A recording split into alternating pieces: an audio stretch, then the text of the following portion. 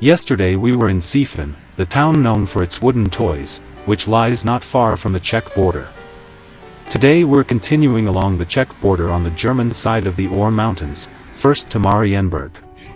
The town certainly lives up to its name, as we actually drive uphill into the town itself and to St. Mary's Church.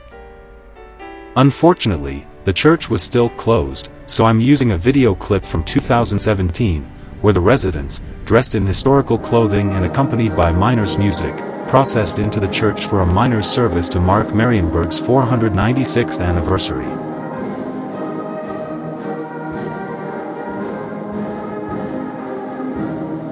As lively as the town seemed that day, the streets look quite dreary today. Das mit dem Tischlein deck dich hat sich erledigt. I suspect that many people work outside of Marienberg. But we did manage to find a butcher who offered an extensive lunch menu. Well fed, we set off to explore the town further.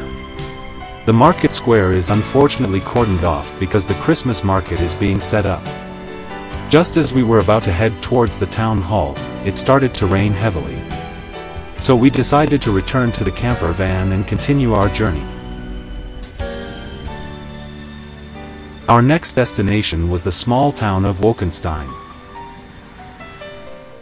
Here, too, the restored pyramid for the Christmas market was being set up. Das Holz neu ist, ja?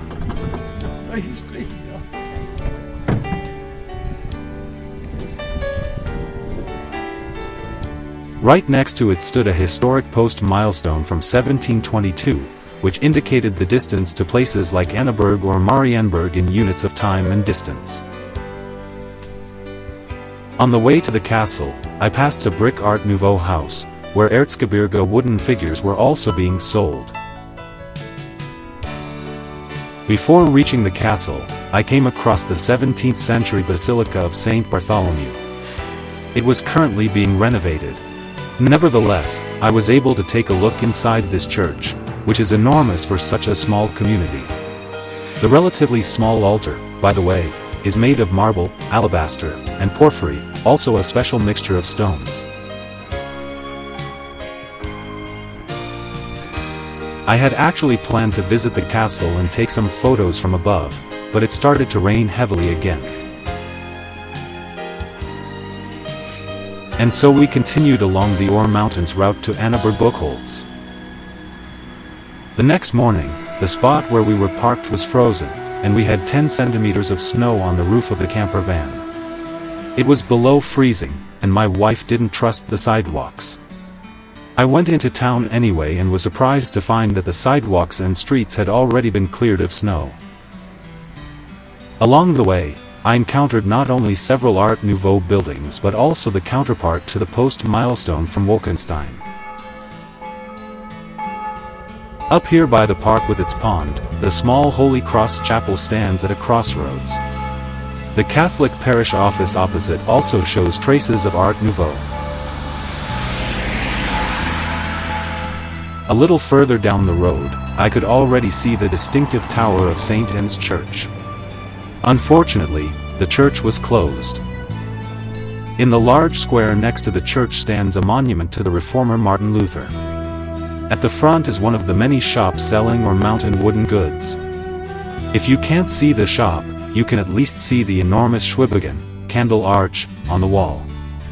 So I walk steeply down the wide Kirchgasse, Church Lane. Down in the valley, I can already see the Christmas market being set up in the distance. Then I pass a shop where I simply have to stop, because a huge dollhouse with many lovingly furnished rooms is on display in the window. Down in the market square, they are working hard on setting up the Christmas market. On the right side of the market square stands the striking town hall with its turrets. A rather inconspicuous advent calendar is set up in one corner of the square.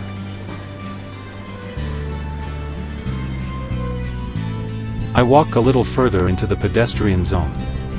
A huge picture with a childlike depiction and advertisements for the Ore Mountains is mounted on the Tourist Information Office. Right next to it is a sculpture of Adam Ries, a mathematician who lived here from 1523 until his death in 1559. I go back to the market square.